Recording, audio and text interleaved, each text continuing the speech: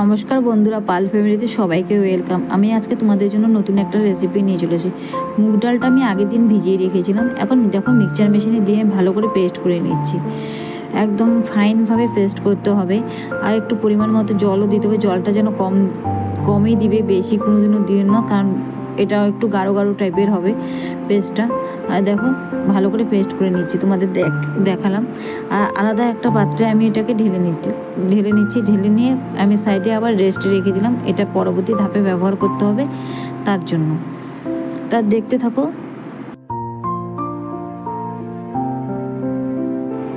আমি মিক্সি জারের মধ্যে আবার 1 গ্লাস পরিমাণেই আমি সুজি নিচ্ছি। যেমন মুগ ডাল 1 গ্লাস নিচ্ছি, তেমন সুজিও আমার 1 গ্লাসই নিতে হচ্ছে। তোমরা দেখতে পাচ্ছ হালকা আমি উঠিয়ে নিয়েছিলাম, কিন্তু পরে আমি পরবর্তী সময় আমি আবার ওই 1 গ্লাস পরিমাণেই দিয়েছিলাম। আর এদিকে 2 চামচ বেসনও দিয়ে দিলাম। বেসন দেওয়ার পর মিক্সচার মেশিনে ভালো করে মিহি করে পেস্ট করতে হবে। দেখো মিহি করে পেস্ট করে নিলাম। তারপরে পরবর্তী করে কী করি তা তোমরা দেখতে থাকো।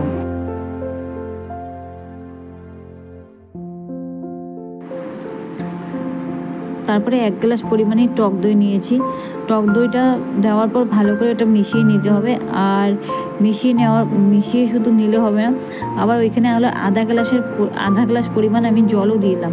কারণ পেস্টটা তোমরা তো জানোই সুজি হলো খুব জল টানে, তার জন্য আমার আরও আধা গ্লাস পরিমাণে আমার জল দিতে হয়েছে। তারপর ভালো করে এটা হলো ফেটিয়ে নিতে হবে। ফেটিয়ে নেওয়ার পর পরিমাণ মতো লবণ দিতে হবে। লবণ দিয়ে আবার আরেকবার আমাকে ফেটিয়ে নিতে হয়েছে। তো ফেটিয়ে নেওয়ার পর এটা আমি কিছু সময় হলো আমি রেস্টে পাঠিয়ে দিলাম। আর এদিকে দেখো কাঁচা লঙ্কা আর আদা পেস্ট করা, এদিকে হলো গাজর ঝিরিঝিরি করে কাটা, আর ক্যাপসিকাম আমি ছোট ছোট করে কেটেছিলাম, আর পেঁয়াজও ঝিরিঝিরি করে কাটছিলাম। এদিকে কড়াইতে আমি হলো সাদা তেল দিয়ে দিলাম। সাদা তেল দেওয়ার পর পরিমাণ মতো সরষা আর 3টা শুকনো লঙ্কা, একটু কারি পাতা আর আদা আর কাঁচা লঙ্কা বাটাটা দিয়ে ভালো করে মিক্সড করে নিলাম। এদিকে হলো কাঁচা পেঁয়াজ আর ক্যাপসিকামটা দিয়ে দিলাম। ওটা হালকা ভাজা ভাজা করতে হবে, আর কাঁচা কাঁচা ভাবটা যেন না থাকে।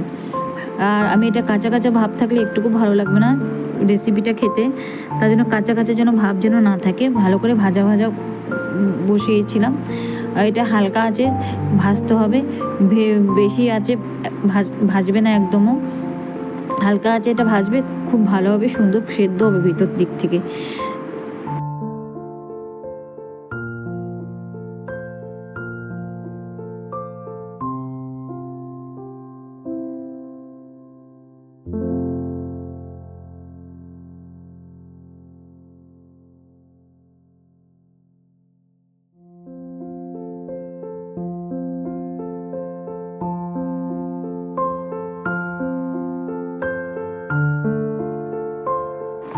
লবণ আর হলুদ দিয়ে ভালো করে ভাজার পর আমি হলো আলাদা একটা বাসনে আমি নামিয়ে নিলাম।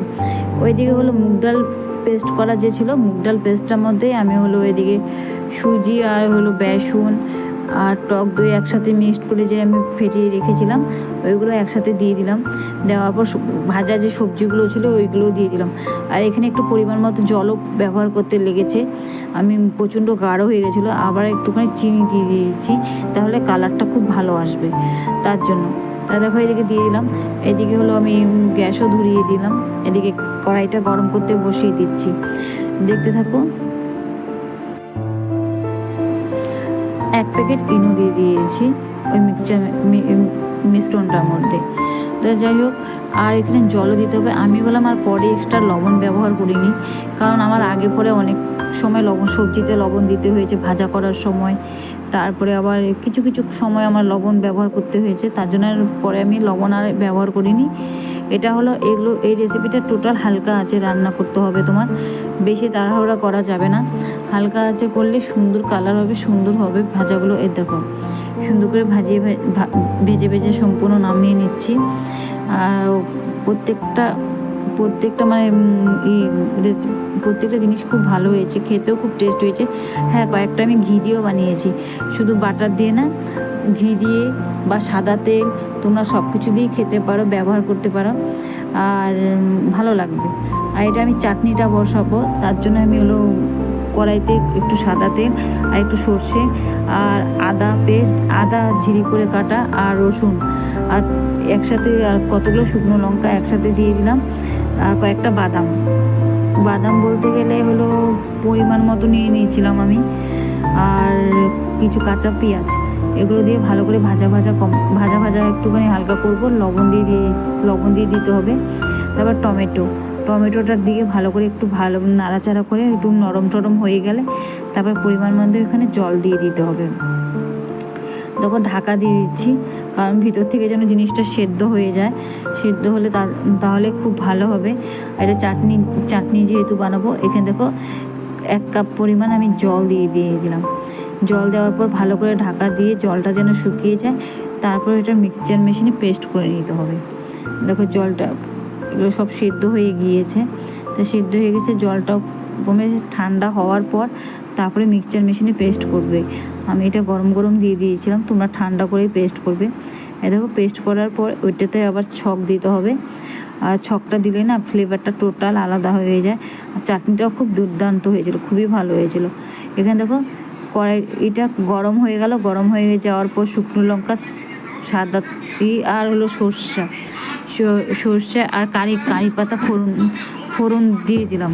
ফোড়ন দেওয়ার পর এটা আবার হলো মানে ওই ছকের মধ্যে এটা হলো দিয়ে দিব, মানে চাটনির মধ্যে দিয়ে দিব। চাটনির সাথে এটা খুব দারুণ হয়েছিল খেতে। তোমরা বাড়িতে একবার হলো ট্রাই করবে, খুবই ভালো লাগে। আর রেসিপিটা যদি ভালো লাগে তোমাদের লাইক, কমেন্ট, শেয়ার, সাবস্ক্রাইব অবশ্যই করো। সুস্থ থেকো, ভালো থেকো, সাবধানে থেকো। বাই।